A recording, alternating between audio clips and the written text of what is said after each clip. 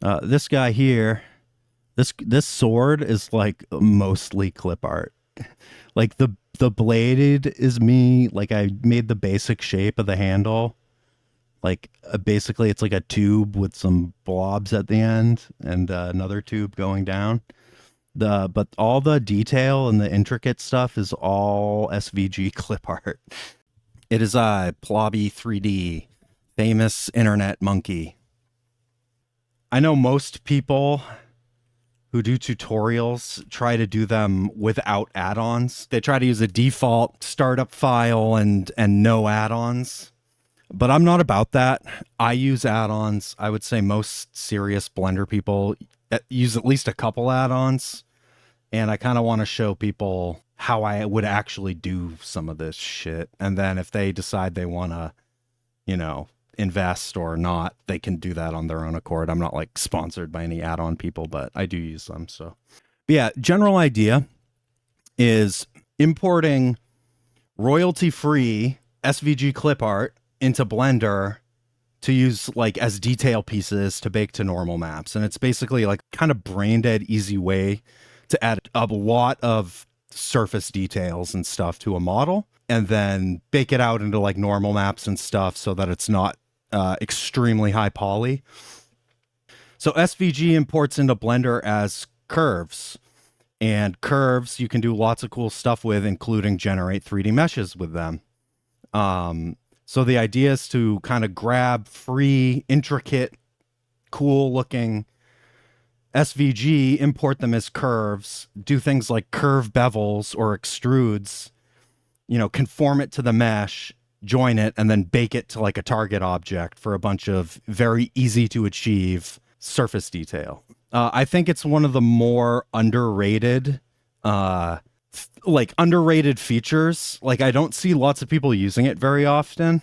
And I do see lots of people modeling really intricate stuff that that I know that I could just grab from like an SVG or a drawing. For example, here's a great website for this, by the way, openclipart.org. If you Google the CC0 license, there's actually like a portal with a bunch of websites that are like dedicated to CC0 assets, whether it's like audio or images or whatever. Open Clip Art has, well, a lot of clip art, and they're all SVGs. But yeah, basically all this, well, not all of it, but there is lots of stuff on here that is actually really good base stuff to make 3D objects. Things that are like cool to look up though, I've found is like ornate was a good one. Like all of these you can curve bevel and they will turn into 3D objects. But anyway, I have a bunch of clip art already, so we'll just import some stuff and I'll try and like sort of make some examples with it. I'm trying to think what a good first example would be. I guess let's just do like first example as a picture frame because that's super easy. Like let's import. I'm going to import an SVG. You just go to import scalable vector graphics. It opens up a folder window. I'm just going to go ahead because like when you deal with SVGs, it often imports as like a lot of layers. Like this is like 800 objects and that sucks. So I'm just going to join these. It will hiccup a little bit sometimes, especially because I'm streaming and recording at the same time. Yeah, so we got this one single object now. I'm going to do origin to geometry and then just like snap it to the cursor, like rotate it. So like this is like a really simple kind of like easy win. I'm going to clear the SVG mat that just like comes on it. So already you can see it like imports. Like how are you going to model this, dude? I mean like arrays, you know, I guess you'd model like one of these, mirror it and then array it. But that's a lot of work. So we already have it. It's already ready to go. I'm going to take this curve. This is like a really detailed one, so it is a little laggy, but that's okay. So I'm gonna go into my curve. Monkey's in the way. Let's move the monkey.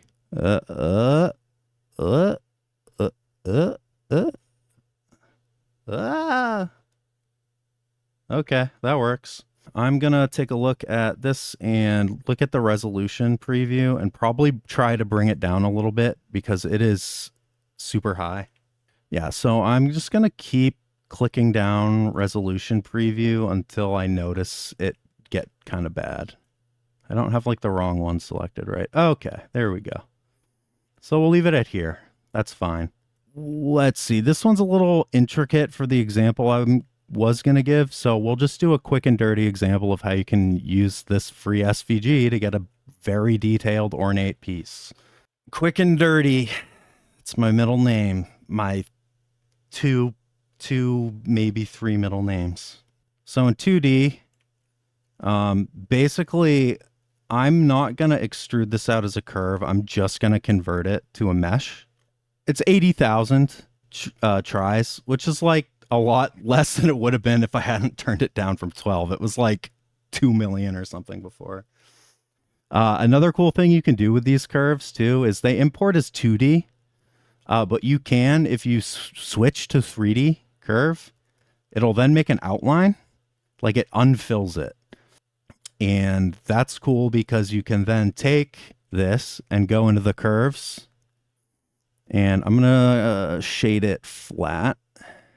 But what you can do is bevel it a really small amount, hopefully. I'm just going to type it in, like type 001, maybe even less. Yeah, cool. So we get like a wire out of it. If you really want to be fancy, one of my things I like to do is on the bevel settings here, there's round by default, but if you go into profile, you can pick things like this cornice molding preset. And if I increase the cuts on the bevel, it'll make sort of like a ridge, like ridged bevel, which bakes down well. Maybe I'll make this like 8 and see if it looks a little better. No, we're not going to do that. I just noticed how many, we're actually going to bring this back down right now just because I'm streaming and I don't need to be doing this with a 14 million poly object. I'm going to take this, and I think the first thing I'll do is I will go to mesh, cleanup, and limited dissolve it. And hopefully it stays in one piece. Yeah, that way we get rid of a lot of the like crazy triangle fans and stuff like that. A little bit easier to kind of suss out. But yeah, so we can just sort of extrude this out. You know, however thick you want it, I guess. Auto smooth. Oh yeah, anyway, so let's just like quickly make a frame for this thing. And while I'm at it, just to make my life a little better, I'm going to delete that or hide that for a sec. All right, so we're just going to do this, I guess. I'm going to make it a little bigger. That should be fine. Rotation and scale. I'm going to sort of give like a border here, I guess. I'm going to inset again. Kind of create a border here. Right, and I guess I'll just extrude the whole thing back. Flip my normals. This guy I'll extrude in. These guys I think I'll extrude out.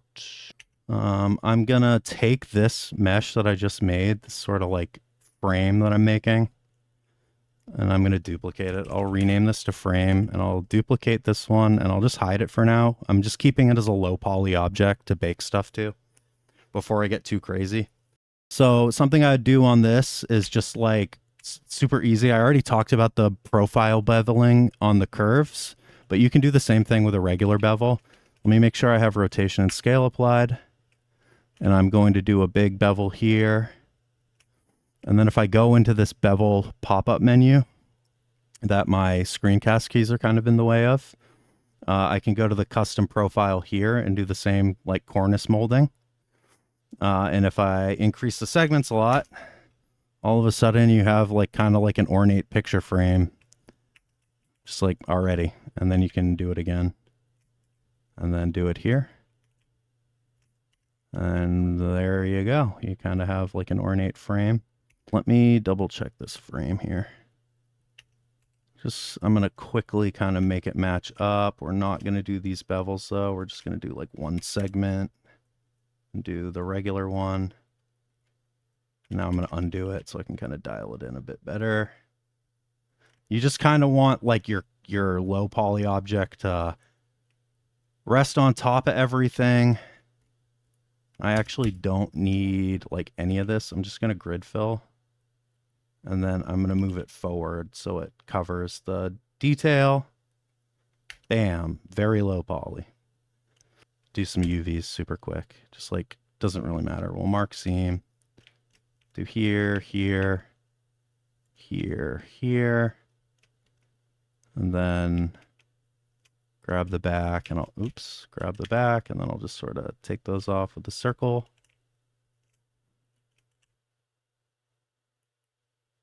Bam. U, mark seam. UV editing. U, unwrap conformal. There we go. Cool. And then we'll hide this. This guy, I'm going to do U, and I'll just do like a cube project. Seems reasonable. Same thing on this, U, cube projection. And I will attempt to do it on this giga heavy curve that I've added that is unnecessary, but I guess we're going to keep it. Yeah, I'm not going to bother with this because I don't even think it adds much to the look, and it is 8 million polygons. It's just not worth it. So I'm just going to use like extreme PBR. Easy. We'll just hope this looks good. And I'll use, do I want 4K texture? Sure. We'll just do the golden metal. Right. And then here, I'll select this and I'll add a new material and just assign, do new, base color, I guess just leave it white, roughness super low, and metallic all the way up. We'll call that a mirror, right? So you'll notice you can't really see the detail very well right now, and it's because it's like super flat, and it's not something that's very easy to actually physically bevel because of how dense and like Ngon-y it is. But what we're going to do is use the bevel shader node. So if I'm in the shader editor and I just type in bevel, there's input bevel. You always want to crank up the samples, right? And at first it's going to be way too much. It's going to make it look weird. But if I type in like 0.0005 or something, now you'll notice that you can actually, these details pop now. Like without it, with it. Yeah, and that way you don't actually have to deal with beveling and you can use Ngons and stuff. And it's basically like free, make it good. It's my favorite shader node, I think, just being able to do that. So now I'll just take this and I'll take this and I'll just join them. You don't have to like Boolean them together or anything because we're doing like a bake to selected or whatever. The UVs on this doesn't matter. The geometry on this doesn't really matter. What matters is how light hits it and what it looks like, and it looks fine. Obviously, it is a bit high poly for model of this complexity, so we're gonna bake it down. What I would do is I would basically on this guy add a new material. And actually, just to be safe, I'm gonna re-unwrap it and quickly with UV Pack Master paid add-on, we're gonna just like pack the UVs a little bit, and then I'll go into shading. This is the I have vanilla blender way, I think. I think this is how you do it. So I'm going to add a image texture node. I'm going to make a new one. NRM is what I'll call it. And I'll just do like, I don't know, 2048 by 2048. I think we want 32-bit float if we're doing a normal map, which is what I'm going to try and do. So let's make a new image. Hopefully I'm right. So now we're baking to selected. So I would select the high poly, then control click, select the low poly. And I think this is how you do it with Vanilla Blender. You would go into the render settings, and instead of SimpleBake, you would just do bake. Bake type, we're going to just do a normal bake for now. And then selected to active. I'm going to do a 4 pixel margin. and cross my fingers, I guess. Wow, that looks promising. Wow, sweet. Yeah, okay, cool. Right, if I take this and put it into a normal map, and then if I move that into the normal, look at that. Easy peasy. So what I would probably do in that case, like if it was me and I didn't have it and I was going to have to do set individual bakes manually for every single map I wanted, I would probably just do a normal, and then I would do the rest of it with my material. So like I would copy these, I guess, and then I would just put this golden metal on it. And then I would, hook this normal, and you kind of get it there. But what I'll show you is the way I actually do it now that I'm not bound by the rules of Vanilla Blender. And what I would do is use SimpleBake because it's much better. So what I'm going to do now is actually do a full PBR bake in one shot with a better tool for it. So I'm going to go to SimpleBake. I have a preset that just picks a bunch of settings that I like to have on. I'm going to select my high poly and put that into the bake objects list. And then I'm going to dropper select the target and do auto generate cage. I'll just do like 0.002. It doesn't really matter. It's already plenty big. So we'll do that. And then I will go to the PBR bakes. And if I do an auto select, it'll notice what I have. Add diffuse, metalness, roughness, and normal. And then I will bake at 4K, output at 2K, hit 4 pixel margin, and we'll just send it. It should just work. Yeah, so now we're going to let that cook. Okay, this should be done. Okay. Done. So this is our final bake. Let's see how it came out. Bam! Look at that. This is 44 triangles, and it's texture baked. This is game ready. This is low impact. So that's like a lot of detail that like holds up even pretty close. Like you start to see it a little bit super up close, but it looks good. Yeah, it looks good. And we didn't model anything really. I took a cube and like beveled it a couple times and then baked from some clip art. This video was recorded over the course of a 4-hour stream. I did more examples of stuff, more advanced examples of stuff, but if I had included them all in this video, it would have taken hours to get done, even after editing. If you guys want to see more, feel free to let me know. I would love to make, follow-ups to this. So I'm sort of considering this like a tentative part 1 video. Thanks for watching the video. I hope you liked it. I hope you found some use out of it. If you did like it, feel free to subscribe. I definitely don't have a lot of YouTube subscribers, and I would really appreciate it. I also, as I said, do stream on Twitch. So if you want to check me out at twitch.tv/plobby3d, I'd love to see you over there, and I'm happy to answer any questions you have. Thanks.